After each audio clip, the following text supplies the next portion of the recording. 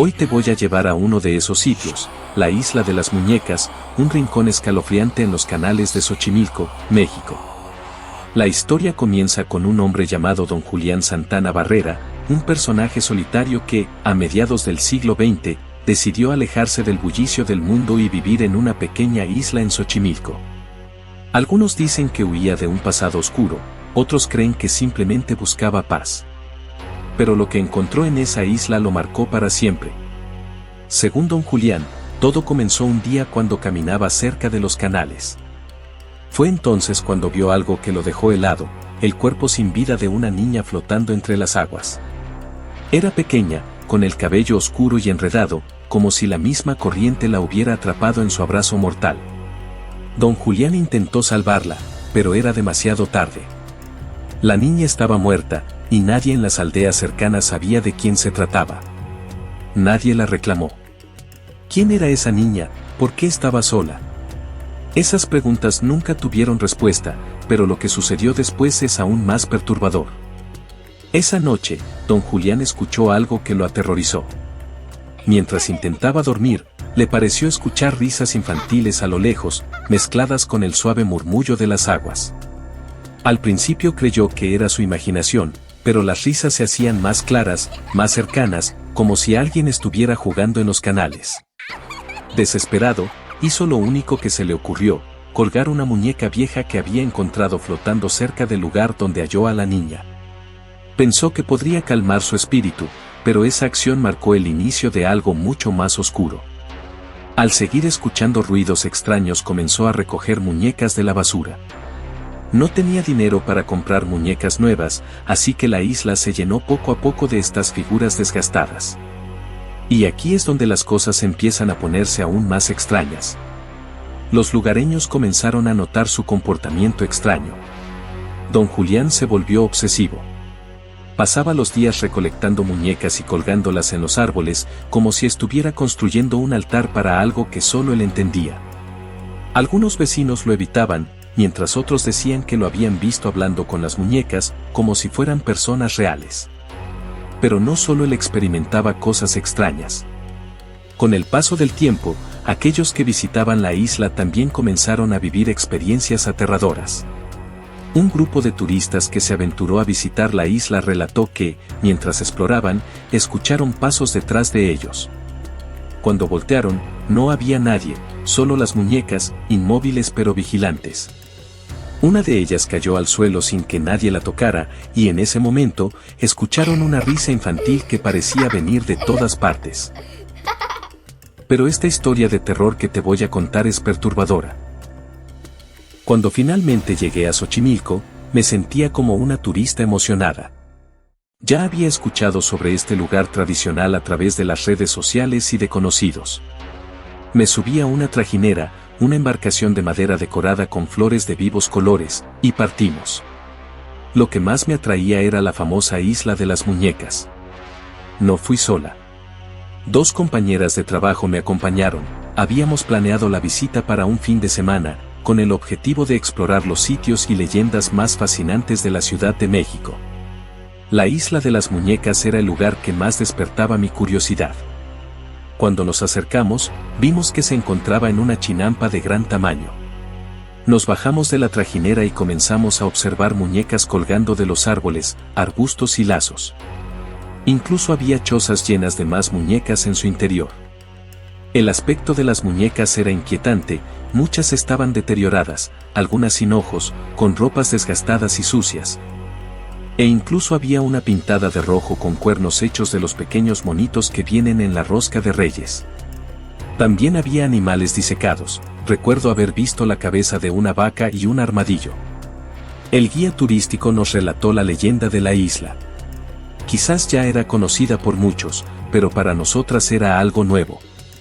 Mientras caminábamos por el lugar, observamos todas las muñecas, cada una más espeluznante que la anterior. Hubo una que captó particularmente nuestra atención. Se había vuelto una especie de entidad milagrosa, a la que la gente le dejaba ofrendas a cambio de deseos. Esa muñeca, llamada Agustina, estaba vestida con un traje rojo y sentada en una pequeña trajinera llamada Xochimilco. A su alrededor, había pulseras, flores y otros objetos que la gente dejaba como tributo. Una de mis amigas, Marta, parecía muy entusiasmada y le ofreció un obsequio a la muñeca. Le susurró algo en voz baja, que ninguna de nosotras pudo escuchar, y luego regresó junto a nosotras. La actitud de Marta cambió, estaba visiblemente emocionada. Nos comentó que ese día era uno de los mejores que había vivido. Mientras explorábamos más, noté que había algo oscuro y extraño en la recolección de tantas muñecas, como si estuviera impulsada por una energía perturbadora. Más adelante, pasamos por otras chinampas que contenían objetos extraños. Cuando le pregunté al guía, me explicó que la gente hacía brujería en esos sitios durante la noche. No quise imaginar lo terrorífico que sería ese lugar en plena oscuridad. En ese momento, estábamos rodeados de otras personas y bajo la luz del día, así que no me asustó demasiado. Tras nuestra visita a Xochimilco, continuamos explorando la ciudad. Después de otros recorridos, regresamos a Guadalajara y cada una tomó un auto de alquiler para volver a casa. Al inicio de la semana laboral, noté la ausencia de Marta en su escritorio. Alicia, nuestra otra amiga, me contó que Marta había sido promovida a gerente regional, lo cual implicaba mudarse. Nos despedimos y le deseamos suerte en Toluca. Con el tiempo, Marta se fue distanciando, hasta que una noche, recibí una llamada suya casi a la medianoche. Su voz sonaba extraña, y aunque no compartió mucho, me dijo que solo necesitaba escuchar a alguien de confianza. A lo largo de las semanas, sus llamadas continuaron, siempre a la misma hora, y con un tono cada vez más inquietante. Una noche, Marta me llamó y, por primera vez, me confesó que sentía un miedo profundo. Algo inexplicable ocurría en su casa. Intenté llamar a Alicia para hablar sobre el asunto y, al parecer, ella también había recibido llamadas extrañas de Marta. Alicia y yo decidimos visitar a Marta, y ese viernes tomamos un autobús hacia Toluca. Durante el trayecto, un extraño accidente retrasó nuestro viaje, el autobús había atropellado a un animal salvaje. El chofer y un pasajero movieron al animal, que parecía una bestia oscura con colmillos enormes y garras afiladas. No logramos identificar qué criatura era. Llegamos a Toluca de madrugada, y después de alojarnos en el hotel, decidimos dormir un rato.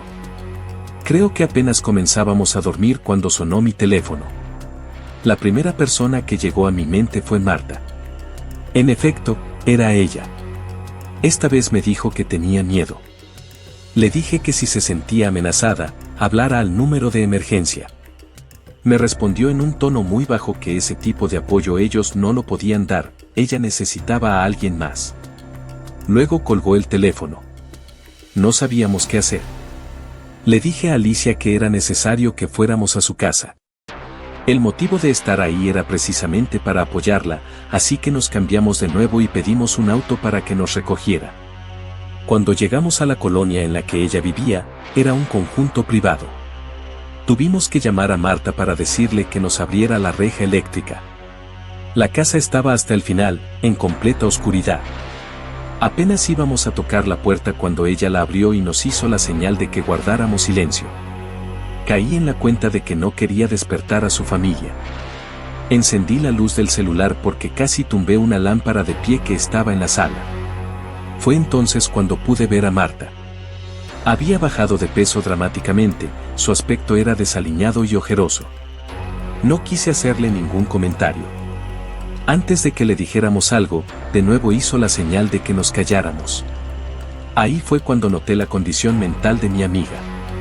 Sentí tristeza de haber dejado pasar el tiempo sin buscarla. La abracé y le dije que todo iba a estar bien. Para eso habíamos ido, para ayudarla. Le pregunté sobre su esposo. Íbamos a necesitar el apoyo de él para llevarla a una clínica. Porque no sabíamos si tenía una enfermedad física, mental o algún tipo de adicción. Marta me respondió que su esposo la había dejado. Como a él le estaba yendo muy bien económicamente, la había abandonado por una mujer más joven. Marta no contaba con una red de apoyo en su nueva residencia. Enseguida le pregunté por sus dos pequeños. Creo que ahí encontré el punto débil de ella, la causa de todos sus problemas. Porque se puso a llorar de una manera desgarradora. Tratamos de hacerla sentir bien, diciéndole que nos íbamos a quedar con ella o a regresarnos juntas en caso de ser necesario. Marta se dejó abrazar, pero de repente tuvo un cambio repentino. Se puso a buscar por todas partes, movió la televisión, miró debajo de los cuadros, se subió a un banco para buscar arriba del cristalero. La agarré y le dije que se tranquilizara. Le pregunté dónde estaban sus hijos. Me apuntó con su dedo hacia una de las habitaciones en la parte de arriba. Le dije que íbamos a subir. Ella se me quedó viendo con cara de terror. Me dijo que no lo hiciera y se fue a esconder detrás de un sillón. Le dije a Alicia que se quedara con ella, yo subiría para ver cómo estaban los pequeños. La casa era grande y elegante. Las escaleras eran anchas. Comencé a subir mientras la madera crujía. Cuando estuve en la parte superior, comencé a oler algo fétido. Fue necesario que me cubriera la nariz, porque el olor era muy fuerte. Conforme avancé hacia una de las habitaciones, noté que una de ellas tenía el olor más persistente. Al abrir la puerta de la habitación, me encontré con una escena macabra. Ahí estaban los dos hijos de Marta. Aparentemente dormían. Me acerqué a los niños. Los dos estaban pálidos. El más pequeño, en cuanto me vio, se abalanzó sobre mí. Me dijo que ya no quería estar ahí, que le tenía mucho miedo a ella. Pensé que hablaba de su madre. Lo abracé y le dije que todo estaría bien, que no me iría de ahí sin él. Enseguida despertó la niña. También me abrazó.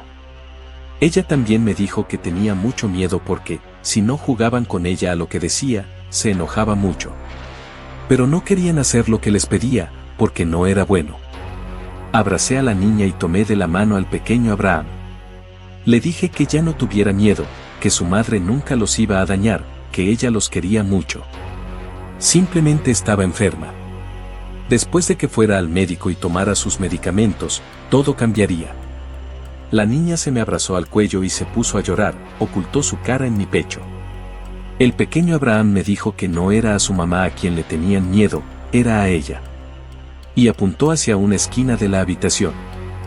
La recámara estaba iluminada por una pequeña lámpara con luz ámbar. Era tan tenue que apenas podía distinguir algo al fondo de la habitación. Le acaricié la cabeza a la pequeña mientras le decía que ahí no había nadie. Estaba a punto de salir de la habitación cuando la niña comenzó a llorar, apuntando hacia el mismo lugar. No pude ver de qué se trataba porque, en ese mismo instante, Marta comenzó a gritar. Así que salí corriendo del lugar con los dos pequeños.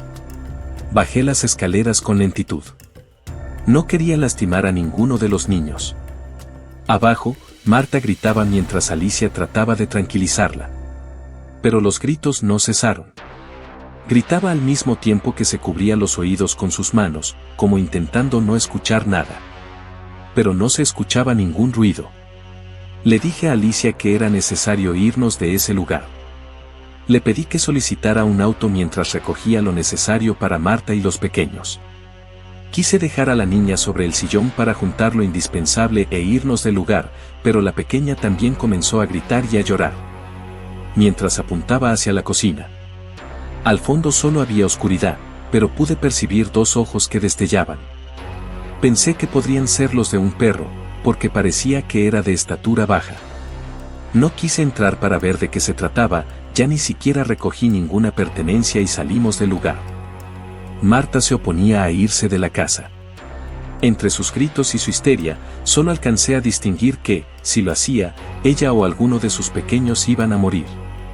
No le tomé importancia a su comentario porque creí que era parte del proceso psicótico que tenía. Solo agarré las llaves para poder salir de la casa. El auto de alquiler estaba afuera de la cerca eléctrica. Alicia jalaba a Marta para que no se regresara, mientras yo iba con los pequeños. Hubo un instante en que Marta se le soltó a Alicia e intentó regresar a la casa. Cuando vi la fuerza que tuvo para soltarse, dejé a los pequeños sentados en la banqueta. Les dije que no se movieran de ahí. Entre Alicia y yo pudimos controlar a Marta. Para ese momento, varios de los vecinos ya se habían despertado. Salieron de sus casas para ver lo que sucedía. Pudimos calmar a Marta y abrir la reja.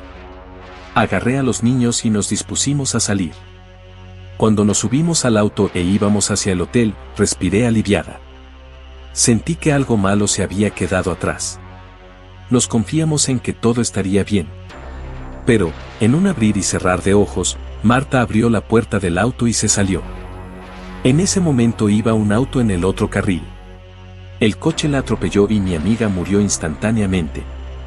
Fueron tantas cosas en tan poco tiempo que hasta ahora no he podido procesar lo que ocurrió. Mi amiga murió. Pero, por lo que dice el pequeño Abraham, todo comenzó a ocurrir por la presencia maligna de una niña pequeña. Era de menor estatura que los dos pequeños. A partir de esa presencia comenzaron los eventos extraños. Alicia y yo creemos que se trató de Agustina, la muñeca a la que Marta le pidió un deseo. Dicen que aquellos que visitan la isla no salen del todo ilesos. Algunos afirman que las muñecas los persiguen en sueños, mientras que otros aseguran que sienten una presencia en sus casas después de haber estado ahí, como si algo los hubiera seguido. Y entonces está el misterio más grande de todos, la muerte de don Julián. Décadas después de vivir en la isla, don Julián fue encontrado muerto. Su cuerpo flotaba en el mismo lugar donde, años antes, había encontrado a la niña.